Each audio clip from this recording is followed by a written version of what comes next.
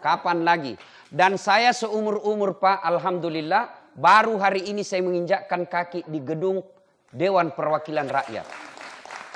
Nanti Partai Nasdem, banyaknya partai di Indonesia, hanya Nasdem yang berani mengundang saya. Alhamdulillah. Dan di Indonesia ini Pak, ada 2 orang yang susah saya tolak kalau dia panggil Pak. Biasa kalau keluarga aku masih bisa saya tolak. Ada 2 di sini Pak. Pak Rusdi Masek dengan Pak Ahmad Ali. Susah ditangkis Pak. Nggak mau mengerti. Nah bilang, pokoknya kalau sudah bilang pokoknya ya siap. Alhamdulillah, saya menghormati. Ibu bapak, saudara-saudara sekalian. Saya ingin menyampaikan sebuah hadis. Alhamdulillah Ramadan ini sudah banyak semua amalnya orang Pak. Bayangkan, 30 Ramadan. Nabi bersabda, "Man shoma Ramadana imanan wa ihtisaban ghufira lahu ma taqaddama min zambihi." Siapa yang berpuasa di bulan suci Ramadan dengan niat iman dan ikhlas, diampuni dosanya yang telah lalu dan yang akan datang. 1, puasa. Belum lagi tarawih, belum tadarrus, belum sedekahnya Bapak, iktikafnya, zikirnya. Betapa banyak pahala Ramadan ini. Dikumpul amal-amal kita. Tapi kata Nabi, kalau kau sudah kasih banyak amal mudah saat, hati-hati kok. Jangan sampai hancur karena perbuatanmu sendiri. Ibaratnya, kau kumpul kayu, jangan kau biarkan dimakan api. Kau kumpul amal, jangan sampai hancur itu amalmu gara perbuatanmu sendiri. Maka sahabat bertanya waktu itu, "Ya Rasulullah, adakah sifat yang menghancurkan amal-amal kami?" Kata Nabi, ada. Nah, inilah yang oleh-oleh buat Partai Nasdem. Saya cinta kepada Partai Nasdem, anggota DPR Partai Nasdem, maka saya berikan oleh-oleh agar Bapak tidak hancur amalnya. Apa itu kata Nabi? Sittatu asyain tuhbitul amal. Ada 6 sifat yang menghancurkan amal kebaikanmu. Sehingga nanti ketika kita cari, ya Allah mana puasaku 30 tahun? Mana sedekahku bagi-bagi sembako? Bagi-bagi jilbab? Bagi-bagi sarung? Apa maksud? Mana semua pahalaku? Allah lalu berfirman, memang ada pahalamu, tapi hancur karena kau hancurkan sendiri. Nah, apa gerangan penghancur amal? Kata Nabi yang pertama, al-istighalu biuyubil khalqi. Suka sekali cari jeleknya orang, nah lupa jeleknya dirinya sendiri. Ini yang banyak di medsos. Fitnah, hoax, cerita kejelekan orang. Kalah berkompetisi, akhirnya fitnah kiri kanan. Bagaimana kalau di komisi? Bolehkah cerita kejelekan orang? Boleh, dengan tujuan bukan mempermalukan, tapi mencari keadilan dan kebenaran. Mencari kebenaran. Kalau mencari kesalahan di gedung ini, boleh. Dengan tujuan agar tidak menyalahgunakan uang rakyat. Beda kalau mencari-cari kesalahan. Kalau mencari-cari kesalahan biasanya berujung sana mencari proyek. Ini tidak boleh. Mana disebut mencari-cari kesalahan? Contoh. Anak sekolah mau pergi kuliah. Anak-anak sekolah pergi sekolah. Balap motornya. Oh, didapat sama polisi. Kau melanggar. Kau tidak lihat ini rambu-rambu? Saya lihat Pak. Kenapa kau langgar? Saya tidak lihat Bapak. Kenapa kau tidak lihat saya? Bapak sembunyi di tikungan. Periksalah surat-suratnya. Lengkap. Periksa pentil motornya. Lengkap. Saya tilang kamu. Kenapa Bapak tilang saya? Semua sudah lengkap. Kau pembohong. Kenapa Bapak bilang pembohong? Itu motormu Honda, jaketmu Yamaha. Dia bukalah jaketnya. Saya masih tilang kamu. Kenapa Bapak masih tilang saya? Saya sudah buka jaket. Saya tidak suka limu kamu. Melawan petugas. Ini yang disebut mencari-cari kesalahan. Kalau mencari kesalahan orang, apalagi memang tugasnya seperti polisi, jaksa, KPK, hakim, tujuannya bukan mempermalukan orang, tapi mencegah keburukan yang sama agar tidak terulang. Nah, penyakitnya kita biasa bukan mencari-cari kebenaran, tapi mempermalukan orang. Ini penyakitnya biasa kaum Hawa. Gosip. Biasa kalau kita di gedung-gedung begini kan, orang boleh masuk, dilihat itu. Dilihat. Mulai ujung rambut sampai ujung kepala dilihat. Mulai kita lihat dengan sinis. Duduk. Begitu duduk, orang Bugis bilang si Kobi nih. Apa? Dia tidak cerita Pak. Tapi matanya. Apa? Itu gosip. Ada yang tanya begini, majelis taklim, Ustadz, benar yang saya cerita. Memang ada faktanya, ada kejadiannya. Ingat, justru benarnya namanya gibah. Kalau salah, namanya fitnah. Ayuhibbu ahadukum, kata Allah, sukakah kamu memakan bangkai sesama manusia? Nah, suatu ketika, ibu bapak pasti sudah pernah dengar ini kisah Isra Mi'raj. Ketika Nabi diperlihatkan, ada wanita yang cantik, kukunya terbuat dari tembaga api neraka. Dia cakar-cakar mukanya. Lalu dia makan bangkai orang mati di depannya. Nabi berkata, Jibril siapa itu? Dia tahu cakar, dia tahu sakit, dia cakari mukanya. Dia tahu itu bangkai tapi dia makan. Belem-belem betul. Siapa dia Jibril? Jibril menjawab, itulah umatmu yang suka menceritakan kejelekan orang lain. Auzubillah min zalik. Bapak ibu yang suka cerita-cerita kejelekan teman, habis pahala Pak. Habis. Saya kalau dikasih, ada orang datang sama saya, Ustaz, tidak suka gitu. Kenapa kau bilang, Dek? Suka nak cerita Ki. Alhamdulillah, dia suka saya itu. Maksudnya Ustaz, karena nanti amalnya dia kasih saya. Itu orang cerita kejelekan kita, Pak. Alhamdulillah, dia ambil nanti kita punya dosa. Kebaikannya kita ambil. Itu kan pernah dikisahkan. Atau deruna manil muflis, kata Nabi. Kau tahu tidak orang yang bangkrut di akhirat? Yang tidak sholat ya Rasul. Yang tidak puasa. Oh tidak, dia puasa, dia sholat, dia haji, dia sedekah. Kalau begitu siapa ya Rasul? Nabi menjelaskan. Jarusu wa khati'ur rahim. Tetangga yang jahat sama tetangganya. Dan yang suka memutuskan tali persaudaraan. Kok bisa ya Rasul? Ya padahal baik sholatnya. Kata Nabi iya. Dia setor sholatnya. Ya Allah ini sholatku. Datang teman dapilnya. Tunggu dulu Tuhan. Pernah saya sama-sama caleg. Dia fitnah saya. Dia sebarkan foto-foto pornoku. Dia sebarkan fitnah. Katanya mobilku hasil korupsi. Akhirnya saya kalah. Padahal habis uangku 4 miliar. Saya jual warisan orang tuaku. Gara-gara fitnahnya saya kalah. Saya minta keadilan. Allah berfirman, ya baiklah kalau begitu. Ambil dia punya sholat. Habis sholatnya. Sudah habis sholat. Dia setor lagi puasanya. Ya Allah ini puasaku. Datang lagi temannya. Tunggu dulu. Saya pernah juga satu komisi. Dia fitnah saya. Akhirnya saya dinonjobkan. Saya minta keadilan hari ini. Allah berfirman, ya sudah. Ambil dia punya puasa. Habis sholatnya, habis zakatnya, habis puasanya. Masih ada yang datang. Saya juga pernah satu partai itu. Dia fitnah juga saya. Akhirnya saya disingkirkan. Tidak dapat apa-apa. Saya minta keadilan. Dia bilang lah yang tadi banyak amalnya. Bagaimana lagi caranya Tuhan? Habis amalku ini. Allah berfirman tidak ada kebatilan yang tidak ada balasannya. Jadi bagaimana? Ambil dosa-dosanya orang yang pernah ku cerita kejelekannya. Na'udzubillah min dzalik. Jadi ibu-ibu kalau ada yang cerita kita tidak usah balas. Kecuali sudah menyangkut harkat dan martabat kita esensi. Sudah kita klarifikasi. Tapi kalau cerita-cerita biasa. Biasa saja. Baru kita bilang dalam hati. Baiklah ku ambil nanti sholatmu. Nah, jangan cerita kejelekan orang. Satu-satunya kejelekan yang boleh. Pak Ahmad Ali. Kalau bapak ditanya, tahu das atlatif? Tahu yang mana itu yang pendek-pendek? Boleh kalau begitu. Boleh. Bukan menghina, tapi menegaskan identitasnya, ciri-cirinya. Tinggi-tinggi gitu. Tahu Pak Rusmas, tahu ada yang agak ceper-ceper sedikit itu. Boleh, tapi bukan menghina namanya, tapi menegaskan. Nah ibu bapak, saudara-saudara sekalian, ini yang pertama. Tapi penyakit ini ada kurang di anggota DPR. Ini yang kedua yang saya mulai ragu. Yang kata Nabi yang menghancurkan amal ibadahmu. Hubbud dunia. Terlalu cinta dunia. Cinta dunia boleh. Allah tidak melarang kita dunia. Sehingga begitu pentingnya dunia. Dalam doa sapu jakat disebutkan dulu. Fid dunia.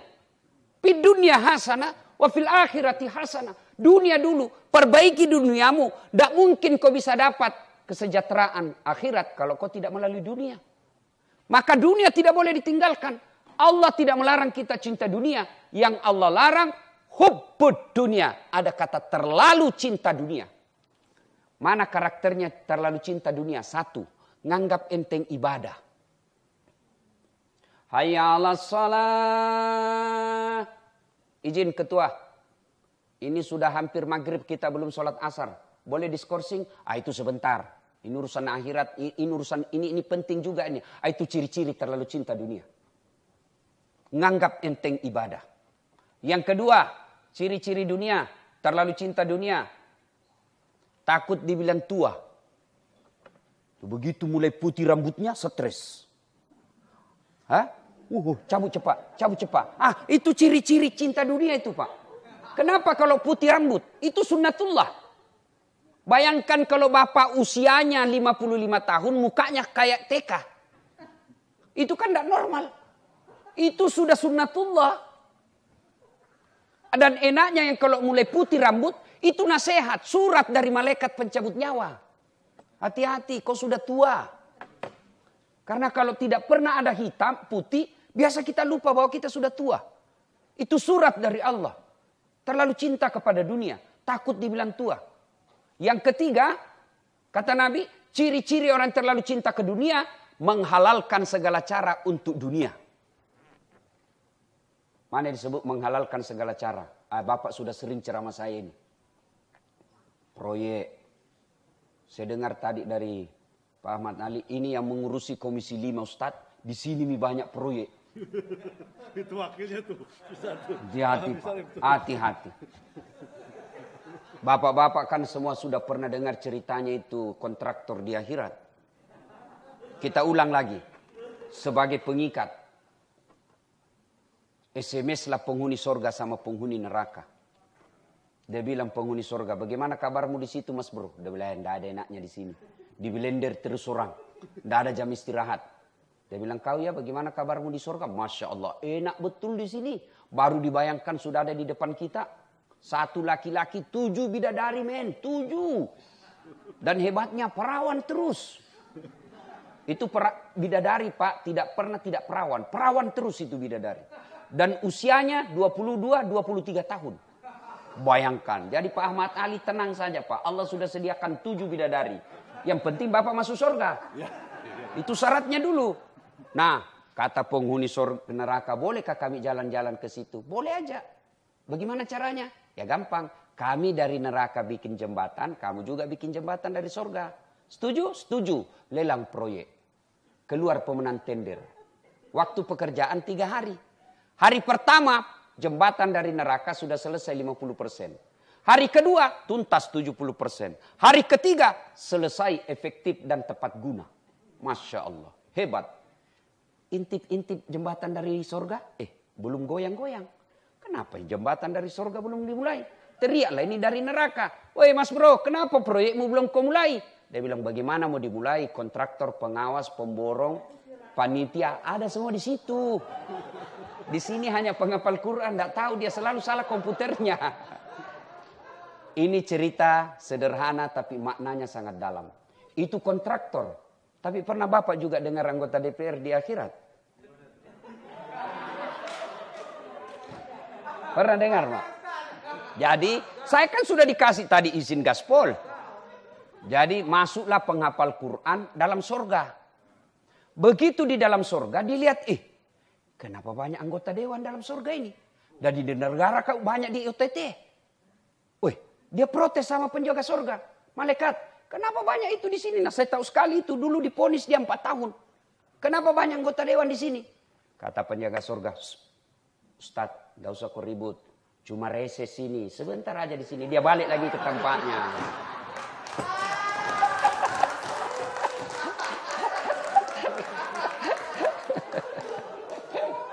Ibu bapak saudara-saudara sekalian. Hubbud dunia.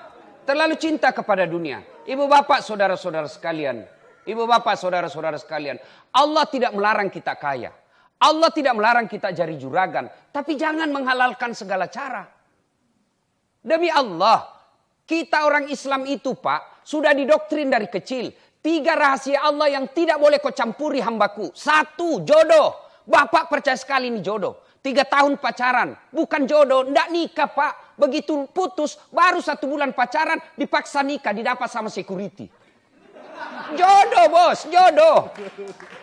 Kadang-kala kita lihat, jelek betul suaminya, istrinya kok cantik. Jodohnya bos. Itu jodoh, rahasia Allah. Yang kedua, kata Allah, jangan kau campuri hambaku. Apa itu? Ajal. Biar kau mau sekali mati, kalau tidak tiba ajalmu, kau tidak mati. Biar kau tidak mau mati, kalau tiba ajalmu, pasti kamu mati. Ini dua kita hakul yakin, Pak. Tapi setan masuk di yang ketiga, Pak. Rezeki. Setan masuk. Dia masuki kita dengan kalkulator. Dia masuki kita dengan, kok tabunglah, inilah. Padahal rezeki, Pak. Kalau bukan rezeki kita, tidak masuk. Bapak kan sering pergi reses. Iya toh? Coba lihat. Kadangkala kita lewat di Baru, penjual di kampung saya Sulawesi Selatan. Penjual jagung. Biasanya kan ada nomornya, Pak. Di pinggir jalan nomor 1 sampai 9. Saya biasa bilang sama sopirku, kau singgah nomor 4. Remnya tertindis di nomor 6. Saya bilang, tidak usah kau balik ke belakang. Mengganggu lalu lintas. Rezekinya nomor 6, bukan rezekinya nomor 4. Coba lihat, Pak, di pasar-pasar. Sama barangnya, sama teknik promosinya, sama harganya. Ada yang laris, ada yang gulung tikar. Rezeki Allah yang ngatur. Jangankan jadi bapak tidak usah menghalalkan segala cara. Karena kalau bukan rezeki bapak, biar pakai otak, pakai apa, tidak akan datang. Saya kasih contoh. Bapak ibu tahu cicak? Adik-adik tahu cicak? Cecak, ini orang Bugis, cicak. Tahu kan? Tahu. Apa dia makan itu cicak? Masuk akal enggak? Satu terbang, satu di dinding. Di mana ketemunya? Tidak ada terminalnya. Toh? Tapi Allah Maha Kaya. Dengar lagu kita waktu kecil. Cicak-cicak di dinding, diam-diam merayap. Diam-diam aja merayap. Datang seekor nyamuk. Nyamuk yang datang, Pak. Lagu tidak mengatakan cicak lompat ke nyamuk. Wah, patah-patah kasihan cicak. Rezekinya. Sudahlah. Kalau rezeki kita, Allah pasti kasih. Itu lagu kita waktu kecil, Pak. Bagus lagu-lagunya, Pak. Ya kan? Nah, kalau kita naik remaja sedikit, kita lagu-lagu cinta. Lagu-lagu cintanya lagu-lagu dangdut tapi bagus. Remaja kita lagu-lagu dangdut. Begadang jangan begadang kalau tiada artinya. Itu dulu waktu kita. Mengapa minuman itu haram? Karena merusak kepikiran. Mengapa berzina juga haram? Karena itu cara binatang. Itu lagu-lagu kita waktu kecil. Katakan Tuhan itu satu. Itu lagu-lagu kecil, Pak. Kalau sekarang lagu-lagunya anak-anak apa? Pulang-pulangku berbadan dua. Hamil dia pulang, Pak. Ya kan? Nah, ibu bapak saudara-saudara sekalian. Kembali tadi. Kita kalau terlalu cinta kepada dunia, menghalalkan segala cara, dan terlalu sering banyak kita lihat, gara-gara terlalu cinta kepada dunia, berujung pada dipermalukan. Bukan cuma dirinya dipermalukan, malu satu kampung, malu satu keluarga, dan beberapa generasi. Na'udzubillah min zalik. Nah, cinta dunia boleh, tapi yang Allah larang terlalu cinta kepada dunia. Yang ketiga, yang menghancurkan amal kebaikan kita. Qillatul haya, kata Nabi. Apa itu? Kurang rasa malu. Wih, anggota DPR kalau tidak ada rasa malunya, Pak, parah. Benar, Pak. Kalau sudah digaji, kadangkala saya kasihan juga lihat, Pak. Rapat. Mungkin Bapak lelah, capek, rutinitas setiap hari. Lalu dilihatlah kamera, kasihan begini. Waduh, bukan cuma bapak ibu yang malu, tapi malu kami satu kampung. Jawab. Ayo, orang kurang rasa malu, Pak. Ngeri, Pak, lebih hina dari binatang. Coba yang namanya kurang rasa malu, yang operasional, yang praktek. Kalau orang kurang rasa malu, perempuan misalnya, mohon maaf. Kenapa Allah katakan dalam Al-Quran, manusia kalau tidak punya rasa malu, lebih hina dari binatang. Coba lihat. Ayam kampung, Pak. Apa gampang dilihat pahanya itu ayam kampung? Repot, Pak. Namanya ayam kampung, kita harus pulang kampung dulu. Sudah sampai di kampung, sudah dilihat pahanya. Belum. Dibeli dulu itu ayam Pak. 150.000. Sudah dibeli, sudah dilihat pahanya. Belum. Dikejar dulu. 1 jam dikejar. Sudah dilihat pahanya. Belum. Dipotong dulu dengan ucapan Bismillahirrahmanirrahim. Sudah dipotong, sudah dilihat pahanya. Belum Pak. Apalagi direbus dulu 15 menit air panas. Sudah direbus, sudah lihat pahanya. Belum. Dicabut dulu kulitnya. Baru lihat pahanya. Ayam kampung.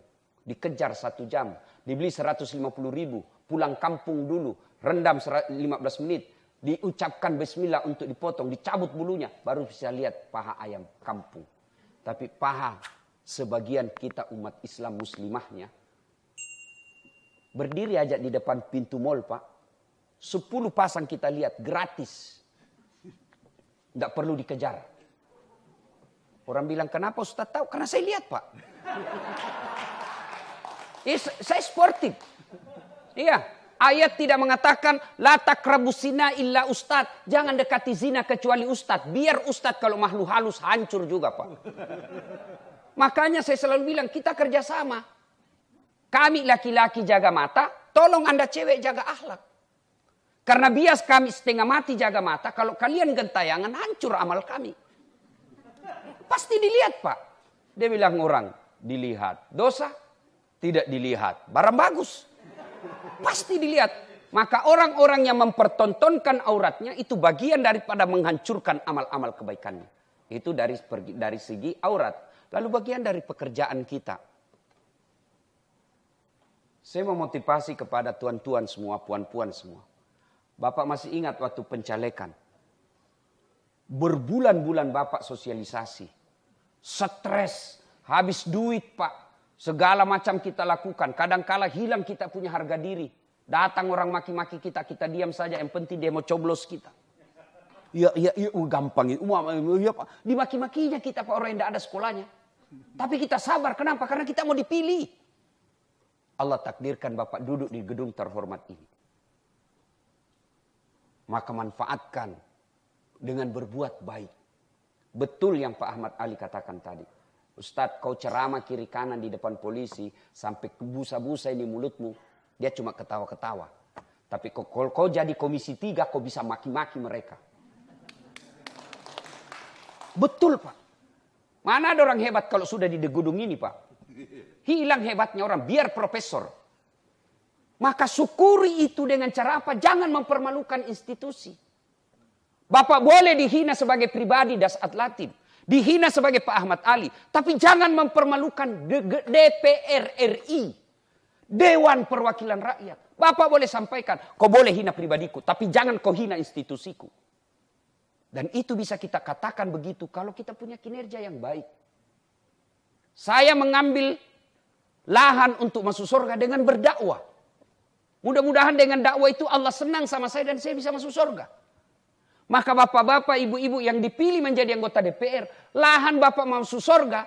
Ya ini, di dewan ini Pak.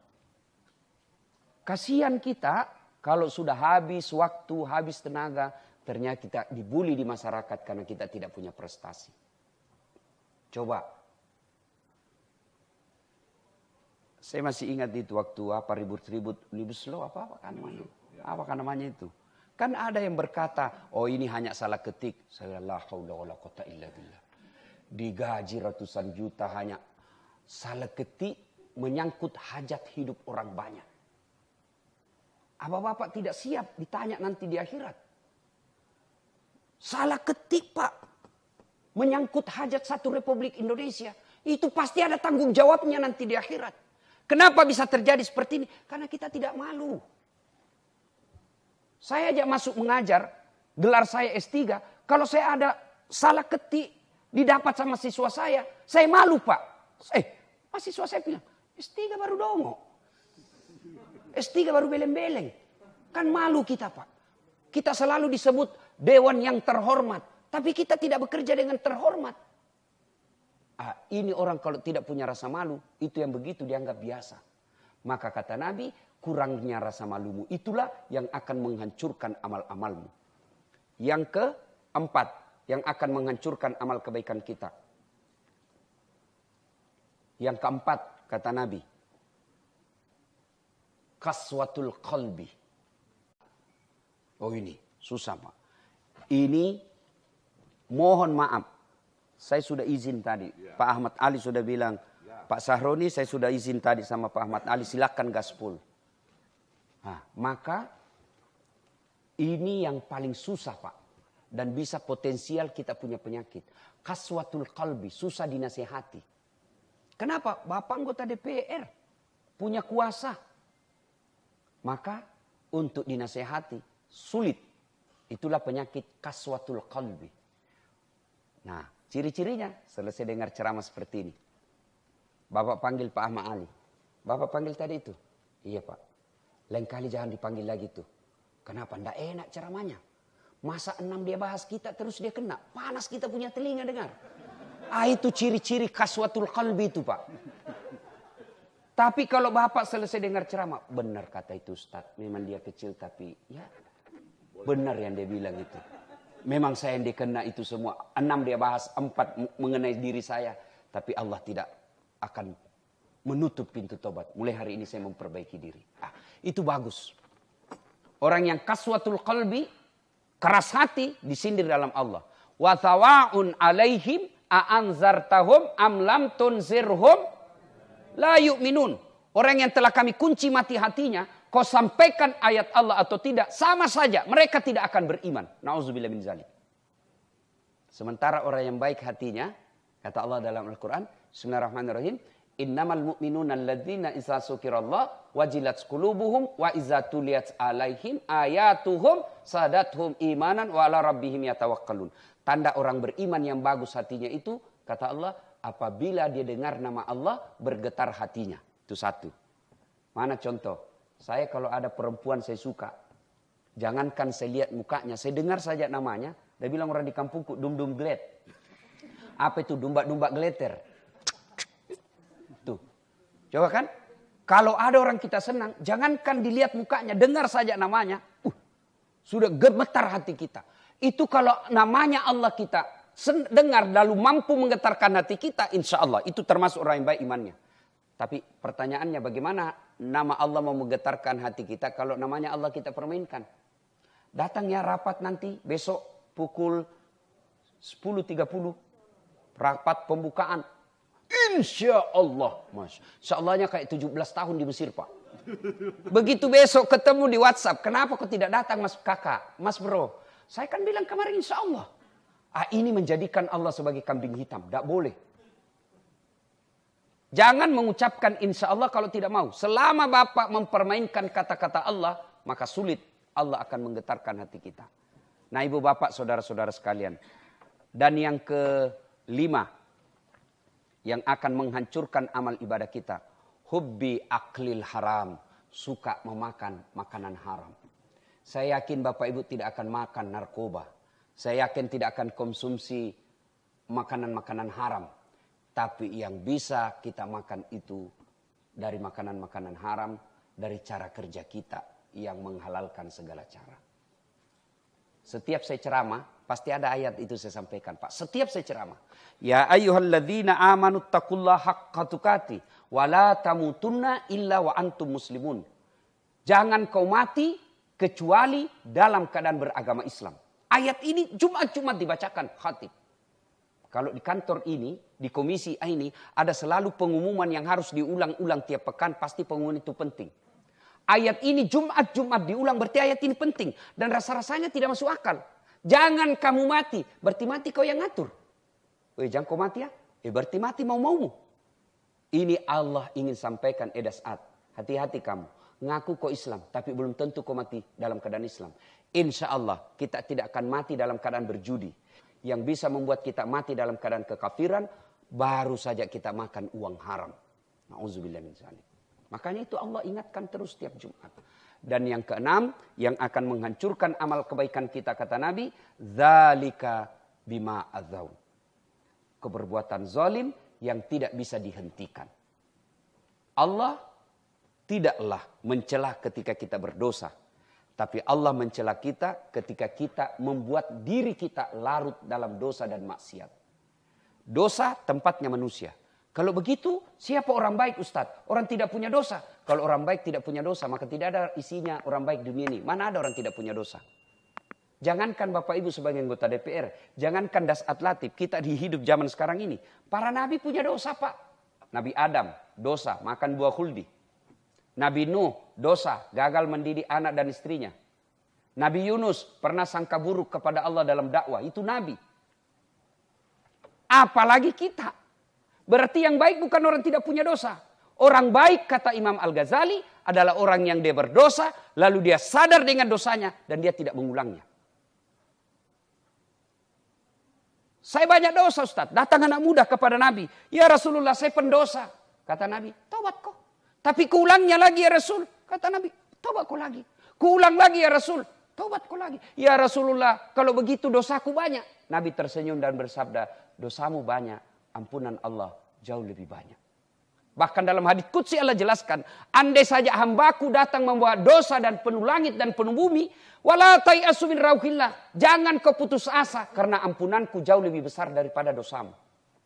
Subhanallah. Berarti yang jadi masalah bukan dosa, yang jadi masalah mau tidak kita bertobat atas dosa yang kita lakukan. Itu saja. Dan hebatnya Allah Pak, beda manusia. Beda manusia Pak. Bapak datang minta maaf, Dasat, maafkan saya. Kenapa? Dulu kau suruh saya bikin baleho 10, 2 aja saya bikin. 8 mana? Masuk kantong. Pantas saya kalah, ternyata kau salah gunakan balehoku. Itu apalagi datang minta maaf. Biasa di televisi saya lihat, ya saya maafkan dia, tapi proses hukum tetap berlanjut. Bukan maaf namanya itu. Ayo, itu sering kita dengar. Beda Allah Pak. Kalau kita, oke, saya maafkan kau, tapi jangan kau lagi lewat depan rumahku. Oke, saya maafkan kau, tapi saya tidak mau lihat lagi mukamu. Tapi Allah, datang kita bawa dosa penuh langit dan bumi. Allah apa jelaskan dalam Al-Quran? Innallaha yuhibbut tawabina. Saya cinta kau hambaku yang bertobat. Yang penting jangan tobat ibu hamil. Coba ibu hamil kalau tobat. Teriak-teriak itu kalau melahirkan. Tobat saya Pak terakhir ini. Tidak mau lagi saya terakhir kau siksa saya. 5 bulan kemudian hamil lagi. Ustadz bagaimana supaya kita tidak mengulangnya? Manusiawi Pak. Tobat hari ini ulang lagi. Ustadz bagaimana caranya? Allah kasih sebuah doa. Dalam akhir Al-Baqarah. Rabbana la tusik qulubana ba'da is hadaitana wa hab lana min ladunka rahmah. Ya Allah, jangan kau palingkan hati hamba setelah engkau berikan hidayah dalam diri hamba. Jangan kau sesatkan hati hamba setelah engkau berikan hidayah dalam diri hamba. Karena tanpa pertolongan dan bantuan Allah, maka pasti kita tersesat. Inilah gunanya Ramadan, mari kita manfaatkan. 10 malam terakhir, seperti yang Pak Ahmad Ali katakan, Ramadan ini bulan penuh ampunan. Maka celaka orang yang mendapati Ramadan, keluar Ramadan, dia tidak mendapat ampunan dari Allah Subhanahu wa Ta'ala. Saya yakin kita semua, insya Allah mendapat maghfirah, ampunan dari Allah Subhanahu wa Ta'ala. Tinggal bagaimana kita memelihara ampunan itu agar kita keluar Ramadan seperti yang selalu kita ucapkan, minal aidin wal faizin. Kita kembali menjadi suci, suci dari dosa dan kesalahan, dan kita akhiri dengan berhalal bihalal memohon maaf kepada teman-teman kita supaya dosa kepada Allah selesai dan dosa kepada manusia selesai. Maka kita betul-betul menjadi Aidil Fitri, hari suci, kembali menjadi suci seperti bayi yang baru dilahirkan. Demikian, terima kasih atas undangannya, apresiasi setinggi-tingginya kepada Partai Nasdem. Sebagai anak bangsa, saya berharap kepada Partai Nasdem untuk tetap menjaga slogannya, partai tanpa uang mahar.